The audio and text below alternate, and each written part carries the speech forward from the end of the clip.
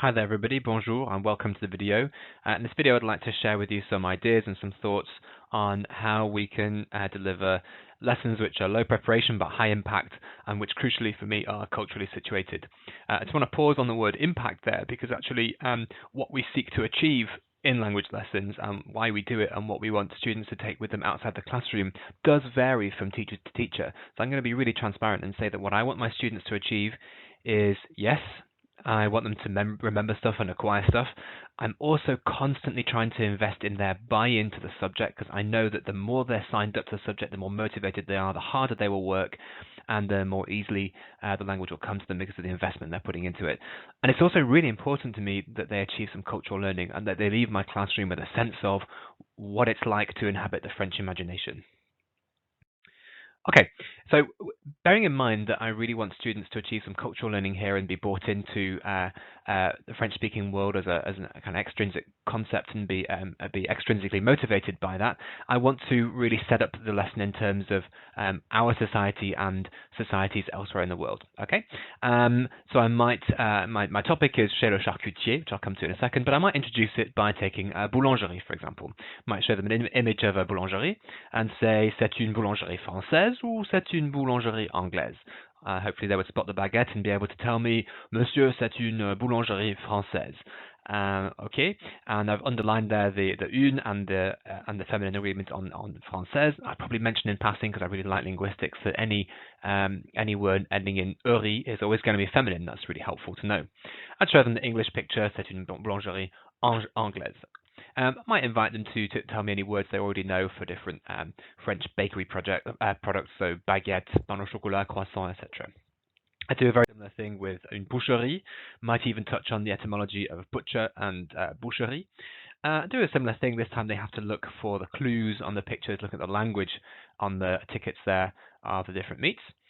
And then I would, from le boucher and la boucherie, I would say, well, hold on, we've also in France got these things called charcuterie. En France, il y a aussi des charcuteries.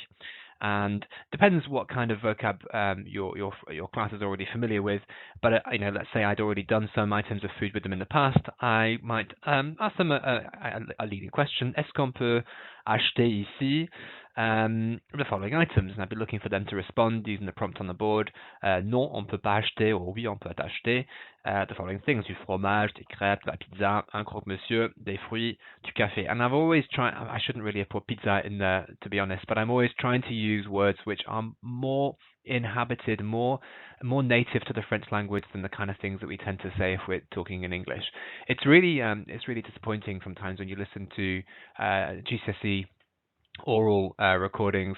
Actually, that when students are talking about food and drink or kind of everyday life, they're importing their L1 culture and just trying to express that in the target language, and it doesn't really work because it's not in its natural environment.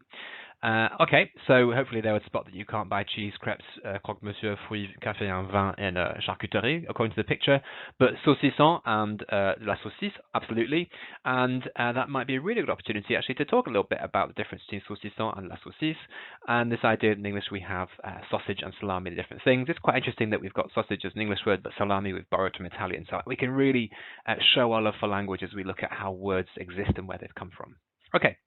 So where I've got to in the lesson so far is I've introduced them to this idea of we have our life and elsewhere in the world people have slightly different lives, and there's something interesting and specific about French culture in this idea of the charcuterie, which is something we don't really have at home.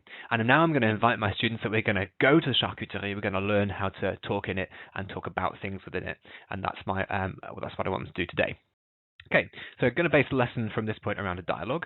Now you'll know that there are loads of ways you can introduce dialogue into a classroom. There's my dialogue I'm going to use. It's got a familiar format. It's a substitution exercise essentially, but you could call it a dialogue builder or sentence builder, whatever you want to call it. I like this, by the way, as you can see in the vocab there, because the vocab is authentically French. It's got things that are a little bit evocative of a different kind of place in the world. It kind of sparks up our imagination. I'm not just trying to describe my school dinners in French, because my school dinners exist in English. They don't exist in French. Now, how you introduce this dialogue, You could introduce a translation and just ask students to match up the different parts. You could give the dialogue in a jumbled up order and students have to put it in order in terms of the translation. You could give them a slightly faulty translation, ask them to pick out the bits which are not accurate. You could give them a find the French for exercise. So find the French for please, find the French for is that everything, find the French for here you go, that sort of thing. So I'm giving the students some time on their own or in pairs to just feel a little bit familiar with the shape of this dialogue and have a sense of what it means. Then goes into the practice phase, and this is some classic core repetition stuff. So I would be modeling this dialogue, and I'd be modeling it not just by saying it, but I'd be visibly enjoying it and really hamming up my French accent and my French intonation. Bonjour, monsieur. Vous désirez? Quel est le prix de la salade de tomates, s'il vous plaît? And I'd be really, when I'm doing this core repetition, I'd be really using intonation. Languages are musical phenomena, and we bring our musicality to bear when we speak them. And I really want my students to do that as well. So we'll do lots of core repetition. I might then demonstrate individual parts of it with individual students, and we would get as a class a really kind of good, comfortable position in terms of how to pronounce this dialogue. Lots and lots of practice with the words in front of us. It's really, really good. I know these days reading aloud is not frowned on, and quite right. Then I get students, I might get a particularly good pair to demonstrate it. I get students to work on it together, and I'd be saying to them, guys, all I want you to do at this point is just enjoy it and speak it with a nice, beautiful, rich French accent, and give it some melody, just like we did when we were doing the core repetition. And then I'd give the students time to work on it. I might invite one or two back to demonstrate in front of the whole class. Maybe they could even act it out, stand up, make a little bit of a fuss of themselves. That's all good. Gradually, I'd then make it a little bit harder. I'd be offering them the opportunity to use the substitution table. The nice thing about this kind of exercise is some of them will go into substitution automatically because they know they can, and they want to do so because they want to. And as I mentioned before, I really like this substitution exercise because it is at home in the French speaking imagination, the French speaking culture. Okay, what I would do then, and I think this is an opportunity we don't use often enough in language teaching, is I'd invite students to be a little bit theatrical with their dialogue, because I would show them that I can read it as a kind of grumpy, tired, frustrated, harassed French person. Bonjour, vous désirez la salade de tomates, €1,50 la portion. I might say, qu'est-ce que vous avez comme pâte? I can be a bit more aggressive and assertive with the way that I read my dialogue, or I can be particularly polite and obsequious. Bonjour, monsieur, vous désirez la salade de tomates, €1,50 la portion. Or I could be tired, I can be shy, I can be confident. I might even be able to get students to bring their own accents if they're heritage French speakers. Sometimes we have that. They could bring their national and regional accents to the table. Sometimes people can bring their English accents, particularly if you've got students who speak English with an African accent or a Caribbean accent or whatever accent they might have. They can bring that to bear on their French as well, because often we see some read across in different accents across European languages. And I'd be practicing some of those different moods and different kind of styles of dialogue with the students, using exactly the same words, and then again giving the students the opportunity to practice the dialogue with their partner in the mood or vibe of their choice. And what works quite nicely, if you say actually you can choose your own mood for this conversation, perform it back to the class, and we have to guess what kind of mood you're doing it in. And of course, what they're really doing here is looking in detail at the language, really thinking about how they're pronouncing it, being creative with it, taking themselves to that French-speaking environment, and repeating lots and lots of language, thinking about what it means. They have to think about what it means in order to do the intonation and in order to do the theatre. That's the magic of it. So by the end of the lesson, or by the end of the 2 lessons, I'd have lots and lots of practice of this dialogue. Students would know a little bit more about what shopping is how to shop in the French-speaking world. They'd know a little bit more about the kind of products people might be buying. I'd hopefully not just get in my GCSE oral, qu'est-ce que tu as fait le week-end dernier? Je suis allé au cinéma et puis j'ai mangé une pizza. I might get j'ai acheté de la saucisse à la charcuterie, for example, which would be a much more interesting and much more authentic and rich answer. Now, what you might want to do, certainly I would really do, is what follows, which is to think about the text not only linguistically, not only in terms of acquisition, not only in terms of culture, but also now in terms of linguistics.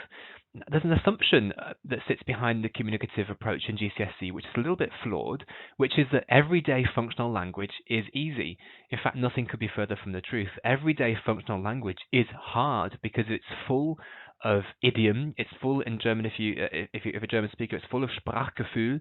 It's full of unexpected turns of phrase and kind of concept and words and phrases which are unique to that language. And actually, this dialogue is full of them. We don't say we would use the equivalent of the word vouloir, not désirer, and it's using désirer here because it's more polite. Ce sera tout, we would say differently in English. We don't have a word for voilà. We haven't got the same concept of pâté maison. We haven't got impersonal verbs like il vous faut. We do have things like voyant, but it works different in English. So I'd be inviting my students to say, okay, let's look again at this dialogue. You know this dialogue really well now. You've performed it for me.